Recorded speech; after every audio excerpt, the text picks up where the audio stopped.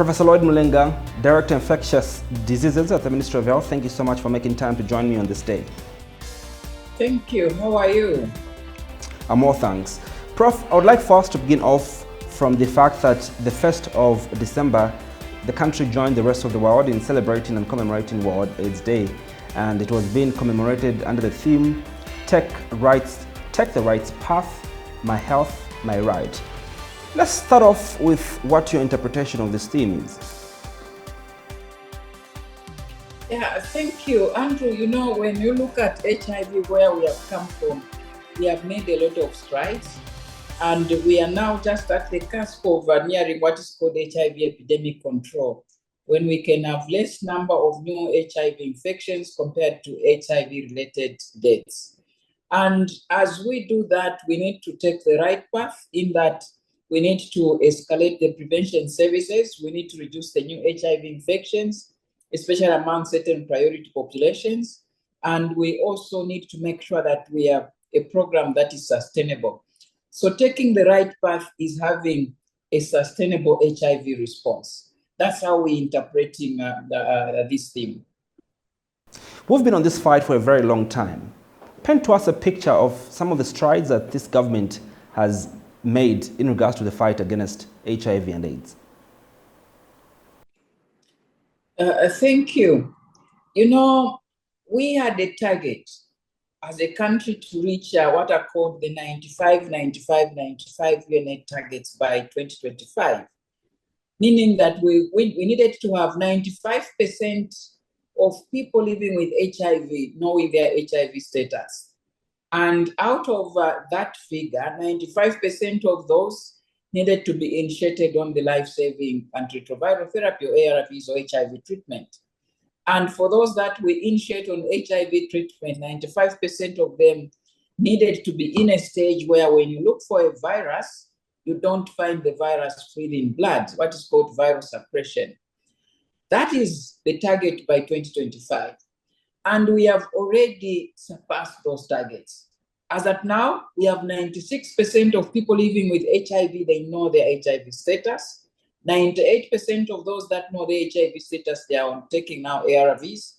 And 97% of those that are taking ARVs, they are virally suppressed. This has been because we had to refine how we program the HIV services. First of all, we intensified with HIV testing, what's called the test and treat. If you find someone who is HIV positive, we initiate them on HIV treatment immediately. Secondly, we also had to make sure that we brought in drugs that were friendly to our people living with HIV. By friendly, I mean we had to bring in drugs which are taken one tablet once a day, moving away from times when people used to take about 6 tablets 3 times a day. And thirdly, we had to make sure that we invested in a program that was able to monitor the people living with HIV. We had viral load coverage improving from 5 years ago when we had 33% viral load coverage to now over 80% viral load coverage, meaning 80% of our people have access to viral load testing. And these investments collectively with the partners, they have led to where we have reached. But we are still not yet out of the woods because of the new HIV infections.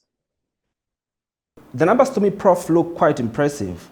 It looks like you've gone way ahead of your target, if not been on your target. But there's some words that you've used that I would like for you to just break down. For example, what you mean when you say virus suppression, but also, as you explain that, perhaps also demystify some of the beliefs that are held in our society to the effect that if one's viral load is very low, chances of them transmitting the virus to the next person stand to be very slim. That is a wonderful question, and it relates to how we need to communicate to our people. 97% of people that are on ARVs, they have viral suppression. What it means is when we do a viral load, which is just a measure of the amount of this HIV someone is carrying in the body, we are not able to pick the virus. Now, as long as you are not able to pick the virus, the chance of someone transmitting that virus is almost zero. Now, we are not saying that these 97% of people who are virally suppressed have no HIV. They have the virus. They are living with the virus. But the virus is hiding in certain areas which are called sanctuaries, some of them in the intestines, the stomach, what is called the gastrointestinal tract, some of them in the brain, some of them in the spleen, some of them in the liver. And as long as they're in these areas, in the sanctuaries, where they cannot cause immune damage, we say they are virally suppressed. However, if someone stops taking the ARVs, that virus which is hiding will resurface, populate blood, and it will lead to transmission of HIV. Once you have people who are virally suppressed, then the chance of transmitting the HIV is almost zero, and that should be our goal. But also this message brings in a message, it's a message of hope. And it's a message which leads to people not being stigmatized against. Because as long as someone is on treatment, they're taking ARVs, then even when they have unprotected intercourse, the chance of transmission is almost zero, and there's no need for one to stigmatize anyone with HIV, especially those that are on treatment, knowing that they cannot transmit the virus. Well, Prof, you mentioned something very important around people that have reached levels where the HIV is undetectable. Maybe also demystify this to us. If you're such a one that, you know, you've reached undetectable levels of HIV, but you are HIV positive, do such people reduce the frequency of taking medications in this regard? I'm speaking about ARVs. Andrew, the frequency is the same. So currently, more than 98% of our people living with HIV, they're taking one tablet once a day. So the frequency is the same. Very soon, I'm hopeful that in the coming few years, we are going to have injectable ARVs where the frequency will either be every 2 months, and there's a possibility of where even the frequency may be every 6 months.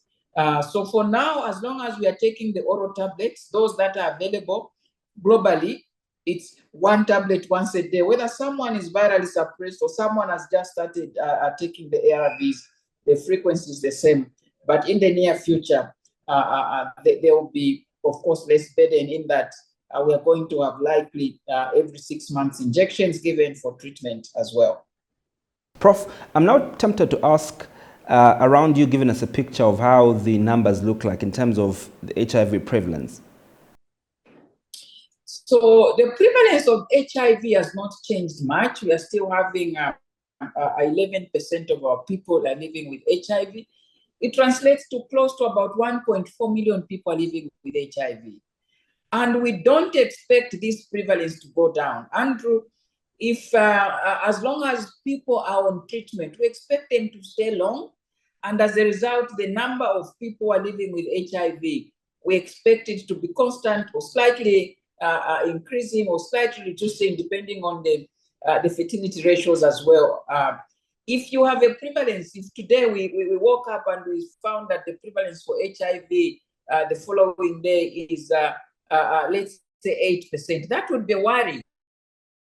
It means that these other people, where have they gone within a short period of time? They would have died then. So the prevalence is constant. It's around 11%. Now, the important marker is the new infections, which is the incidence. We are reporting of an incidence of about 0.6%. Roughly, we have moved from 28,000 new HIV infections to an estimate of about 23,000 new HIV infections. This is a key marker which we need to be tracking over time, because we don't want to be adding more new infections. Those that are already HIV infected, we need to keep them alive on treatment, not for them to die, but also we need to reduce on the number of people that are getting HIV infections so that we don't have an increase in the HIV prevalence.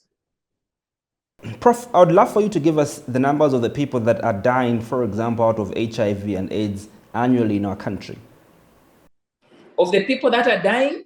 Out of HIV and AIDS. Yes, so we have roughly about 18,000 every year. Those are the numbers of people that are dying, again, which is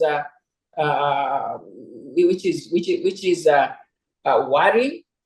Our goal, when you look at these figures, and I'm glad you're questioning them.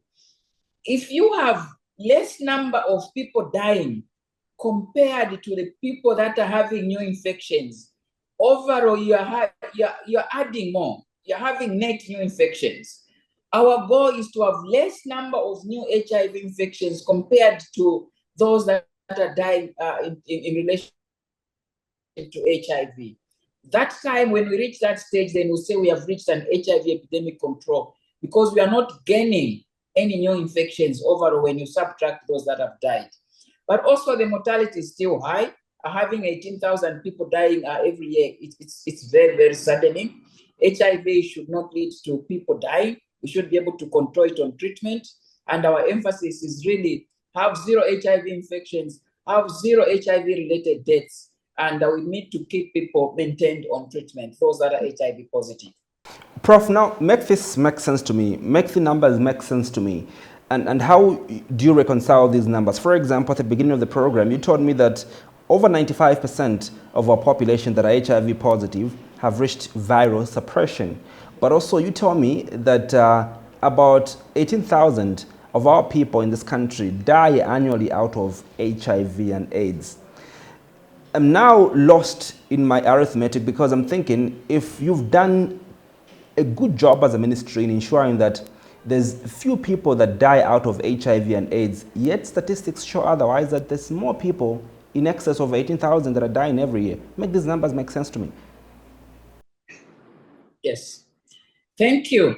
So when you look at the number of people living with HIV who know their HIV status, we are talking of 96%. So we still have possibly about 80 to 100,000 people who still don't know their HIV status, and they're still, when you admit them, we are still admitting people with HIV who are not on treatment. And when they come in with HIV-related conditions. Of those top infections, as which people are dying from, TB is number one.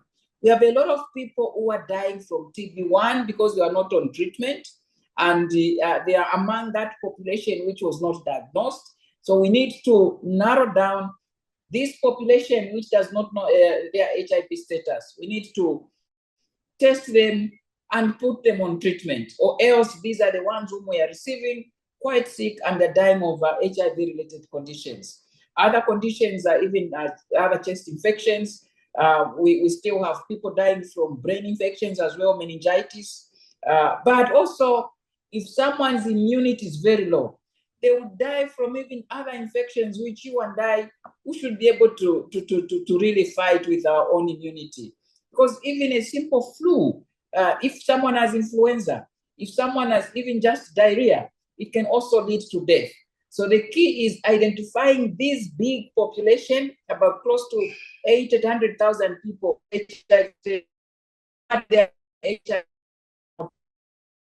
We also have people on treatment. Then they stop the treatment. 5% of that we have on treatment, they are stopping treatment. Once they stop treatment, the virus which was hiding comes up, populates the body, and it starts destroying the immune system. And once the immune system goes down, someone does present with the HIV-related conditions, and they may die. So majority of the people that we are losing are either those that were not diagnosed or those that stopped treatment and they present with HIV-related conditions. My next question, Prof, borders on spirituality. 3/4 of our population in this country are Christians, and as a country, we ascribe to Christian values, and we believe in God so much to extent that sometimes we even pray for the economy. Sometimes we pray to God that things are made better. But let me take it back to science and how this relates to what we're talking about tonight. There are people that believe that God heals. There are people who also believe that there are traditional traditional routes that could possibly heal HIV and AIDS. And I think we've seen so many stories, even on TV, of how people have been prayed for and have been told by men of God not to continue taking these ARVs. Make it make sense, Prof, tonight. Have there been such records of people that were HIV and AIDS and suddenly they're no longer HIV and AIDS, perhaps because they were prayed for or they were taking some routes? Really, the message tonight is we do not have any cure for HIV. There is no prayer which I know which cures HIV. There's no vaccine which is able to prevent HIV. There's no ARV which is able to cure HIV. Right now, what we have are drugs which can keep the virus under control, and we need to take that seriously. And God did give knowledge to human beings so that we can find our preventive models and also our through what is avenues which God has created. So someone going into church and also being prayed for and being told that they've been cured of HIV, that is really leading someone to death. God has given us other avenues which can be used for someone to manage those conditions that are not treatable. We have a lot of conditions that some people live with, and they take medicines for life. We have people with hypertension, high BP. We have people with high blood sugar, diabetes. Those conditions, they are only managed by either diet or by taking drugs. And the same way is how we need to look at HIV. So no one should go to a faith-based religious leader who claims that they can cure HIV, or anyone they can pray for someone to have HIV be cured, or someone going to a traditional healer who says that they're curing HIV. So far, there isn't such evidence. And what we have is an avenue of someone taking ARVs consistently, and they can lead normal lives. Well, thanks, Prof, for clearing that. Obviously, we are a country that believes that even the economy could bounce back once we take it to prayer, as the Bible says so. But thanks that you've given a scientific perspective of that. But moving on, Prof, I would like to find out what measures government is taking to ensure that you strengthen preventive measures to fight HIV, especially among vulnerable populations such as our youth and the women. Andrew, we cannot drive ourselves out of this HIV epidemic without HIV prevention. This we have taken seriously. We have reached a landmark. More than 1 million people in Zambia have had access to oral prevention therapy, or what you may call PrEP, the pre-exposure prophylaxis. So we have people who are at high risk of getting HIV. They can get these oral tablets, take them once a day, and that can prevent HIV in these high-risk populations. We also are the first country outside the US which started with the injectable PrEP. Currently, we are now close to 3,000 people accessing injectable PrEP, where an injection is given every 2 months to prevent against HIV. In the coming month, by January, February, we're also introducing a ring called a dapivirine vaginal ring. A woman can insert that ring in, and once they insert that ring in the private parts in the vagina, that can protect someone from getting HIV for a month. And again, they may have another ring inserted after a month. Soon we are going to have, of course, a ring which can be inserted and be in place for 3 months. And all these avenues are trying to look at how best we can prevent HIV acquisition. We also have the medical male circumcision, which also gives some protection. We have condom use, which gives some protection. Abstinence, of course, for certain populations, those that are able to, that may give also some prevention. So we have a choice of products available for someone to access HIV prevention. And we are very serious and strong in that area.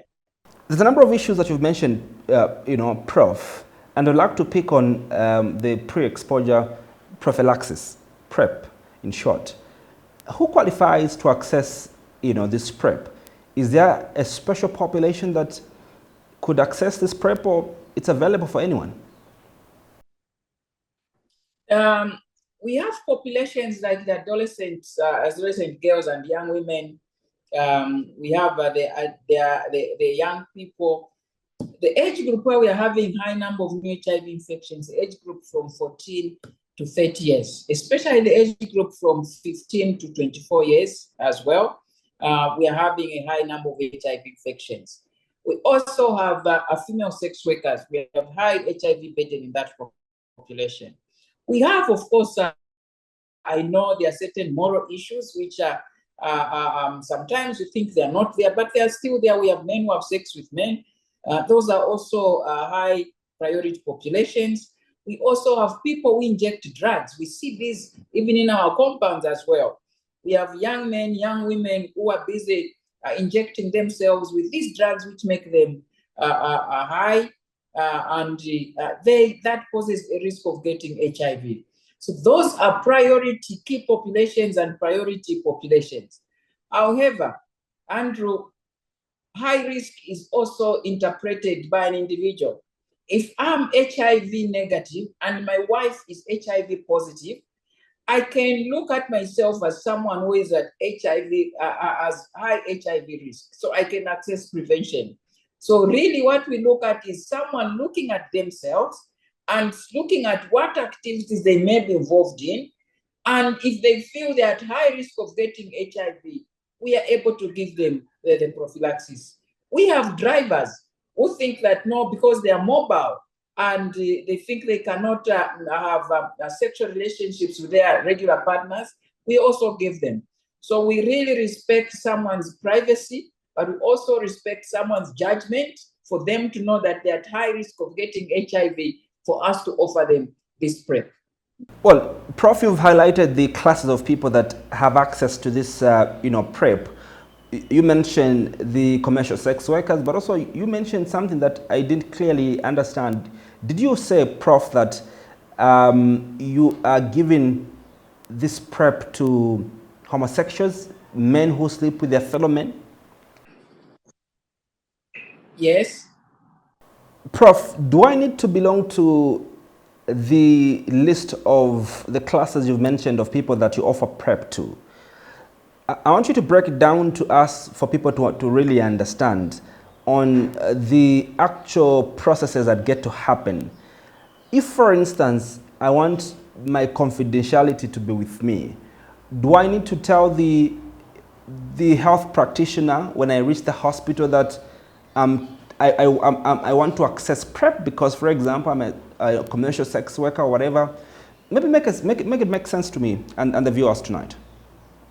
Yes, Andrew, you can go into Matero, and Andrew will say, I think I'm at risk of getting HIV infection, and I would need some prevention. Then a health worker will run with you the choices which are there. Or we can give you an oral PrEP, which you take daily, and again, we have two forms of oral PrEP. Or you can give you injectable PrEP, which you can take every 2 months injection, or we can have these other modalities, and I'm sure, of course, condoms used, means that maybe you may not be able to use condoms, or if you're a woman, we can give you a vaginal ring as well. But also, it would be important for you to note, there are some people who volunteer what their risk is. They can say, for me, I think my risk is because I don't trust my partner. Some can say, I have 4 partners and I don't know their HIV status because I have multiple sexual partners. I think I'm at high risk. So it's up to the individual to tell the healthcare provider what the risk is. But it's not the healthcare provider to tell the individual to dig into the privacy of this individual what their risk is. For us, what we are concerned about is reducing HIV infections in those that are at risk. So anyone can go into these hospitals and request for HIV prevention. The first thing, of course, which we are concerned about from our side is an HIV test. We have to test that person. If they're HIV negative, and we also find out if they have no symptoms suggesting of recent HIV acquisition, that's when we offer them these prevention choices. I'd like to find out two things over what you've said, Prof. Number one, how effective is this PrEP? But also, there's a school of thought that suggests that now you've opened a Pandora box, for people to just go now and have, intercourse with whosoever without having regard, over someone's status, because they know that they're protected with PrEP. How well are you guiding the people that have been given this PrEP? Andrew, that is why it's very important to have sessions with the healthcare provider to educate the people on what this PrEP means. Oral PrEP is effective. It's able to reduce infections as high as 96% reduction. We have injectable PrEP, which can reduce as high as 97, 98% in terms of HIV acquisition. We have recently, although we do not have in country, the 6-monthly injectable, which has nearly zero chance of getting HIV if you take that kind of injectable PrEP, the lenacapavir, which is given every 6 months in women. So this PrEP is very highly effective, and it does not, however, guarantees someone's protection against sexually transmitted infections. So someone can be on PrEP, they can still get syphilis, they can still get gonorrhea, they can get chlamydia, so they can get all these sexually transmitted infections. And that's why we advise if they can do combination, it will be better. But also, it's important to know that because you are on PrEP, doesn't mean that you are completely immune from getting HIV. You can still get HIV, but also the adherence, especially for oral PrEP, if you're taking the tablets every day, then the chance of you getting HIV is further minimized. It's not really a window for people to be promiscuous. No.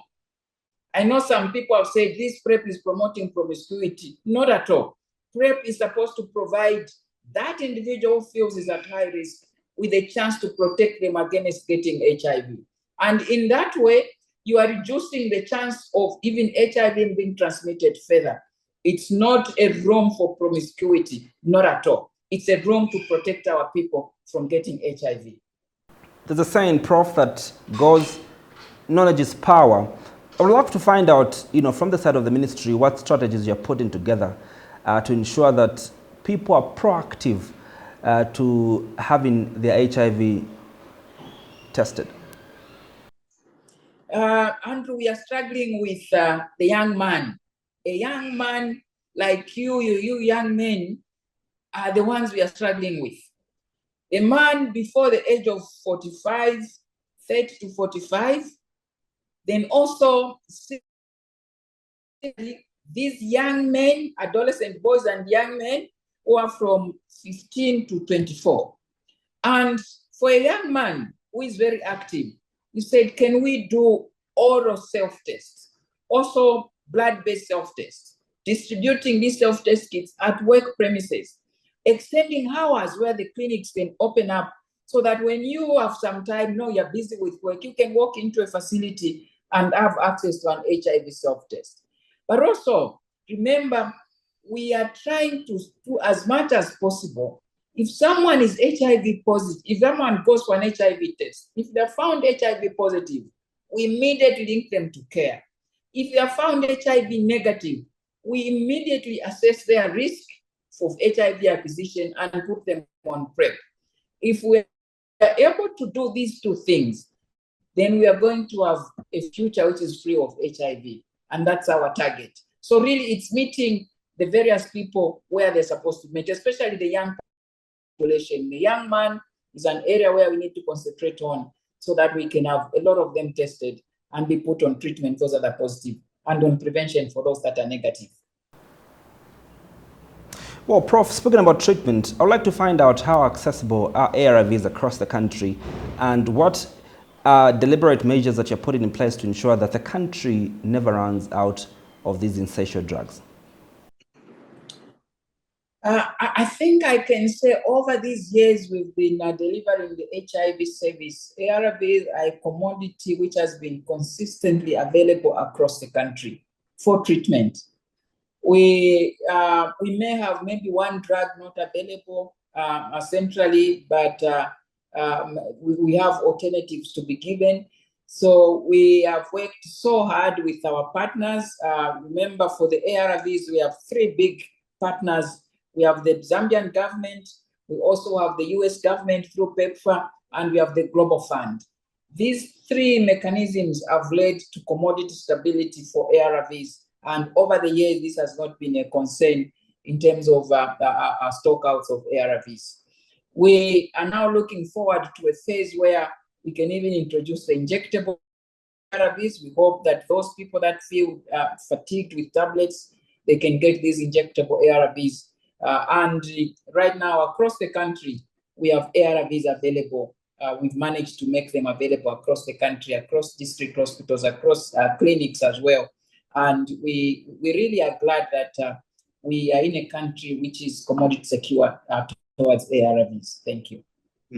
Prof, help us understand more new innovations or research findings being applied in our country to combat HIV. And I also want you to speak to, to the DVR and what it is, and just, the importance of it. Prof, I would like to find out what new innovations that the ministry is implementing, but also some of the research findings that you have around HIV and AIDS, but also give us much more details around the DVR, what it is and how important it is. Prof, are you able to hear me? So, Andrew, DVR, yes. So we are doing a lot of research, but also implementation science research on how best we deliver HIV services to our people. And as I earlier alluded to, our key concentration in the coming years has to be around HIV prevention.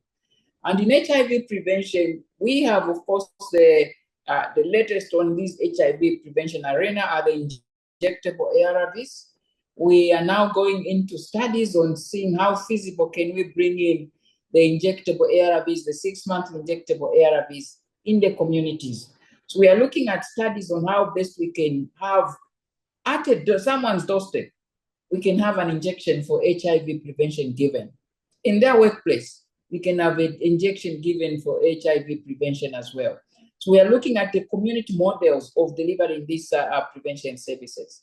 Now, because we believe that choice is very important for people, we have some sections of people who don't think tablets are for them, who don't think injections are for them. And that's why we're introducing what is called the DVR. D is for dapivirine, then V is for vagina, then R is for ring, DVR. So it's dapivirine vaginal ring. This dapivirine vaginal ring is an ARV. So dapivirine is an ARV, and this ARV is made in form of a circle, like a female condom-like, but it's circular. And a woman can insert this in the vagina. And once it's inserted, this ARV is able to release, the drugs are able to be released for a 1-month period, giving protection to a woman against HIV infection. So when a woman has unprotected intercourse with someone who is HIV positive, it's at least able to protect someone from getting HIV, reducing from 50 to 70% chance of getting HIV. That is what this DVR is. Now, there's also research going on looking at making this DVR having a longer period for it to be effective. Instead of 1 month, to extend it to 3 months. And hopefully, the science will prove that the 3-monthly vaginal ring will be just as effective or even more effective than the monthly vaginal ring, so that we reduce the number of times this vaginal ring has to be removed from the private parts of our women. And we are also looking at research of providing an ARV for prevention, which is combined with the oral contraceptives. So when a woman takes this single tablet, it's protecting them against HIV, but it's also protecting them against unintended pregnancies. Those are the research areas we are moving into for HIV prevention. And the dapivirine vaginal ring, we hope that it's also going to be well taken by certain populations who don't think tablets are good for them, who don't think injections are good for them as an HIV prevention modality. Sounds to me like a very new innovation. When was this introduced, and are people aware of this?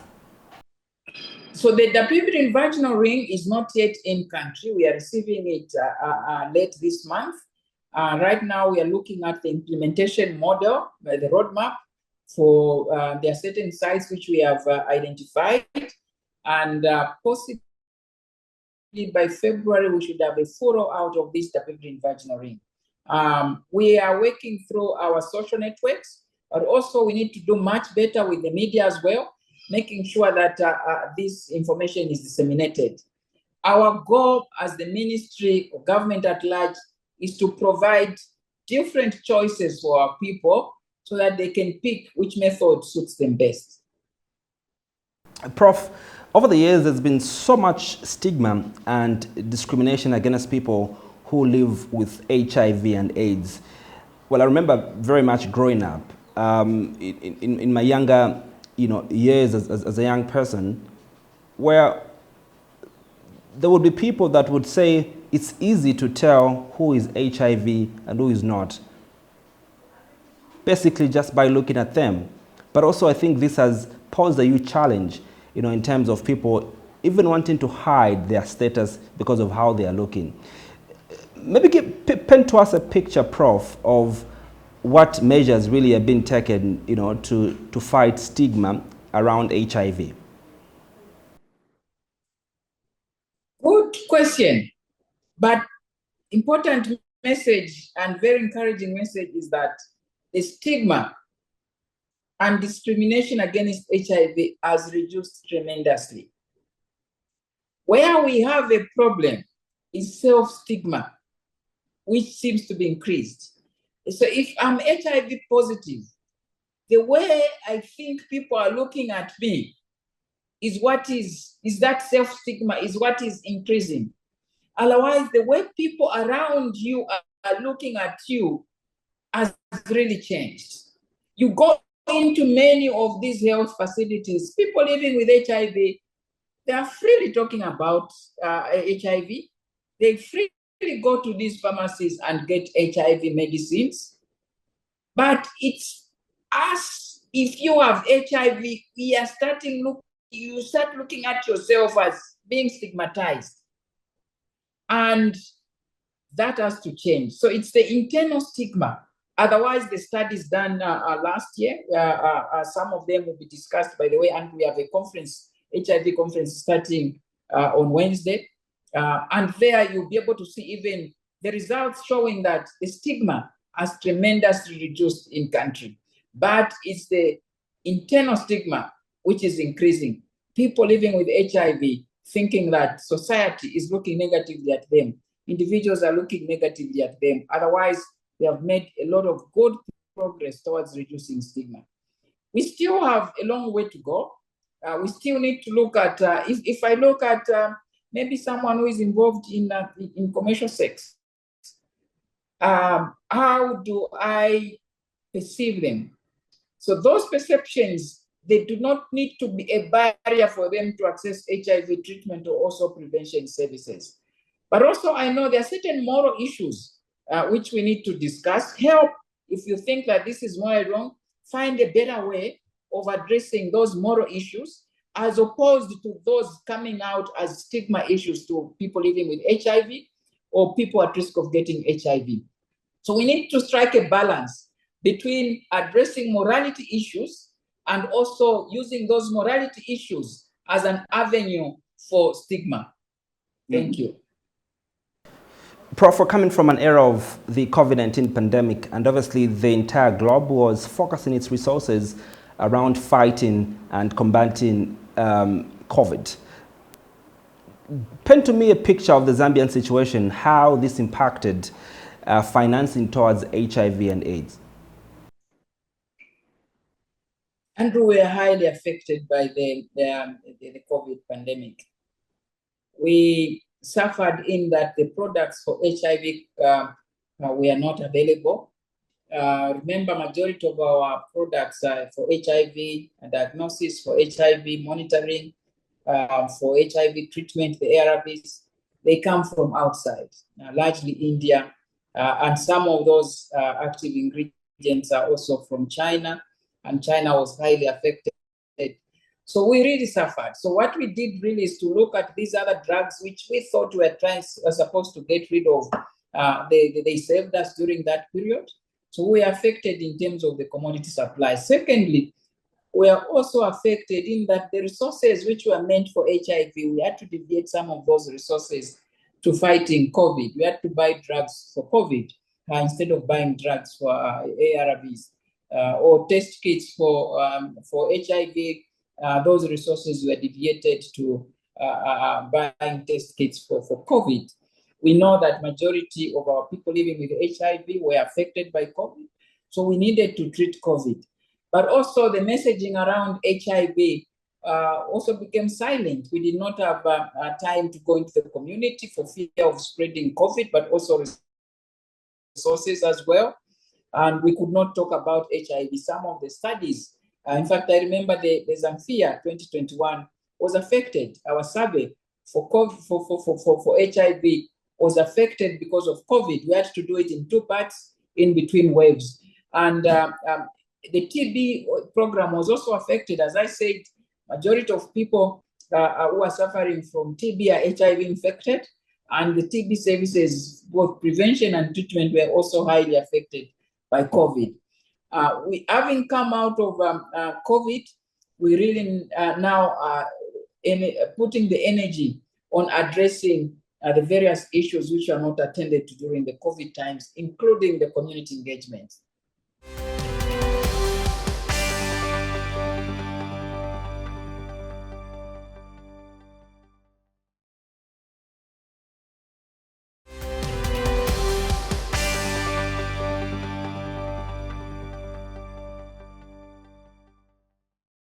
Prof, finally, we are in the rainy season as a country. Obviously, it's around this time of the season where we record cholera, and already conversations have begun on the looming cholera that could potentially hit us as a country. Perhaps give us an update from the side of the ministry what your findings are and what we need to know about this cholera. We know that these public health threats usually they take they are seasonal, and the season in which we are, where we have we may have some flooding, and those flash floods may lead to increased burden of certain bacterial diseases, including viral diseases, and cholera is one such disease as a bacterial disease. We are really monitoring closely what is happening in the area, especially Matero, Kanyama as well, and also monitoring the number of diarrheal infections which we are having. We hope that we are not going to have a situation like we had last year into this year. January, February was really high. Last year, by this time, we are already recording a number of cholera cases. I'm glad that we are not in that situation now. But in terms of commodity security, we have commodities available to address that. But as we are addressing those issues, we still know that the major driver of cholera is are these other non-medical issues, non-health issues. It's the issues to do with sanitation. It's the issues to do with the wash and the water systems. And as long as we do not comprehensively address these issues in the community, how are our people having access to water?